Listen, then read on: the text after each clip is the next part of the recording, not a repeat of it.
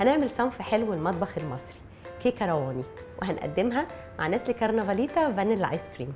نشوف المقادير: 2 كوبايه دقيق منخول، كوبايه سكر، كوبايه لبن، كوبايه جوز هند، 3/4 كوبايه زبده، 2 بيضه، نص معلقه صغيره فانيلا، معلقه صغيره بيكنج باودر. بالنسبه لمقادير الشربات: كوبايتين سكر، كوبايه ميه، ليمونه معصوره، ربع معلقه صغيره فانيلا. نشوف هنعمل ايه. احنا الاول هنخلط السكر مع الزبده، بس مهم ان تكون الزبده في درجه حراره الغرفه.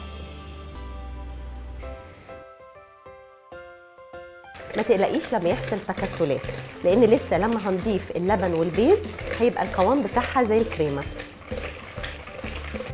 هنضيف البيض وبعدين الفانيليا.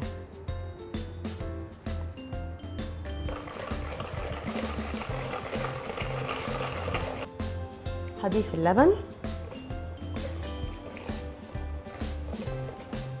لما اجي هحط الدقيق هحطه شويه بشويه، مش هحطه كله مره واحده.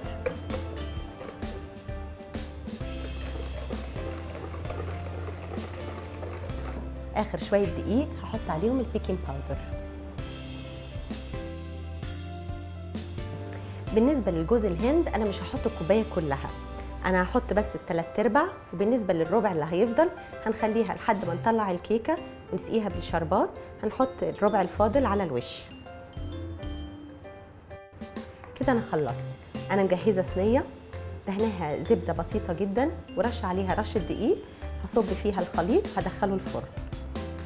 هحطها في الفرن لمده 15 دقيقه على درجه حراره عاليه، وبعدين هرجع اوطي الفرن هسيبها تاني لمده 20 دقيقه وبعدين اطلعها. انا هجهز الشربات لحد ما الكيكه تستوي. انا هضيف السكر على الميه وهستنى لحد ما يغلوا، وبعدين هضيف الليمون والفانيليا لمده 5 دقايق وهقفل بعد كده.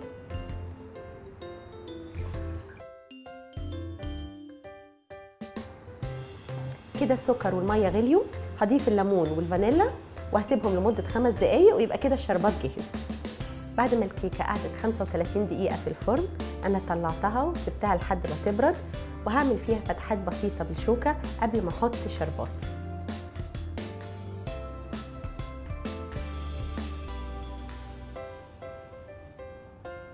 الجوز الهند ده ربع الكوبايه اللي احنا ما حطيناهاش في الكيكه، سيبناها في الاخر علشان نحطها في الوش. بالنسبه للجوز الهند هو غني بالمغنيسيوم. المغنيسيوم دوت مهم علشان حركه العضلات، لكن نخلي بالنا لان هو مليان بالدهون المشبعه. هنقدم الكيك مع نسل كارنفاليتا فانيلا ايس كريم.